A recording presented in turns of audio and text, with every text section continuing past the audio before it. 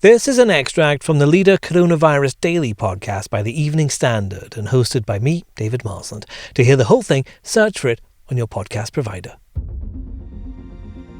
6 months after the first lockdown fell, a lot of people have had an awful lot of time to think about what's changed in the UK and in themselves. With new restrictions coming, our features writer Katie Strick has spoken to 10 key Londoners and asked them what they've learned during this pandemic. You can read that in the newspaper or on our website, and she's with me now. Katie, who did you speak to? I tried to speak to as big a variety as possible. So we had everyone from Sadiq Khan, Mayor of London, to Christie Hunt, Director of the V&A, to Christie Watson, who's a nurse and author of this lovely new book, The Courage to Care.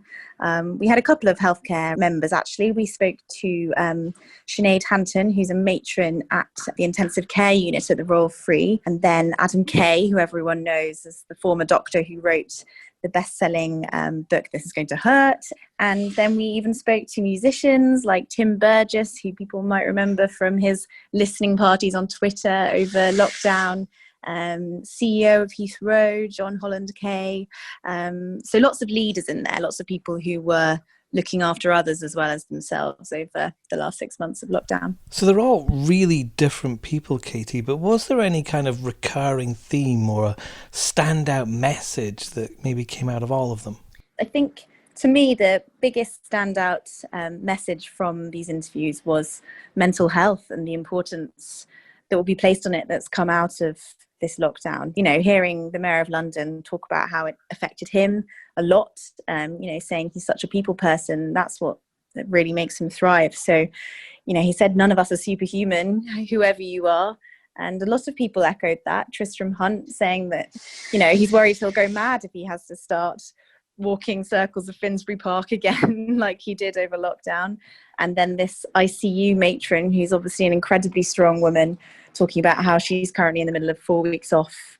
And it's her first time since lockdown really to reflect on that 6 months and how she's now realising she was emotionally burned out. And it's really important to recognise that and slow down and take care of yourself as well. And that's Sinead Hanton from the Royal Free, isn't it? And it's interesting, the medical people that you've spoken to, just how much this has changed them and just thinking about all the things they had to go through and what they've seen in the last 6 months. Absolutely. One thing that really struck me was this nurse and author, Christie Watson. She wrote, it was very powerful, saying how she signed up to join the emergency COVID nursing register as soon as the pandemic began. And the night before she started her first shift, she had to redraft her will and get that all in line, and how she would come back from her shifts and just hug her children even tighter than she ever had before, because it was really hitting home the importance of family and relationships at this time. So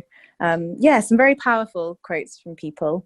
And she also spoke about, quite politically about how there are currently no nurses on the SAGE committee and how they need a seat at that table. Having done this, having spoken to these people and emailed these people, do you get the impression that there has been an irrevocable change, and maybe that's something the whole country is feeling?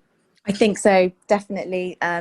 Everyone was saying they've learned a lot about themselves, whether it's how productive they can be at home, whether it's needing to take more of a work-life balance and take more time for themselves, or trust their gut, as John Holland Kay, the CEO of Heathrow, was saying. He was saying when you have no compass, you have to rely on your moral compass. And so actually, in an unprecedented time like that, that's what he let guide him in these big decisions. And I think, having spoken to so many leaders, the biggest overarching theme was them saying they've got better at recognising what their staff need. And so I think everyone probably in London has found this. You've probably had a bigger insight into your colleagues and bosses' lives than ever before, whether it's meeting their dogs and families over Zoom or speaking to them about how their family members might have been affected by COVID. And I think that's something that will hopefully continue, whether we go into a second full lockdown or not. Just that importance that's being placed on your staff as humans and not just as employees. Search for the Leader Coronavirus Daily on any podcast provider to hear more from the podcast.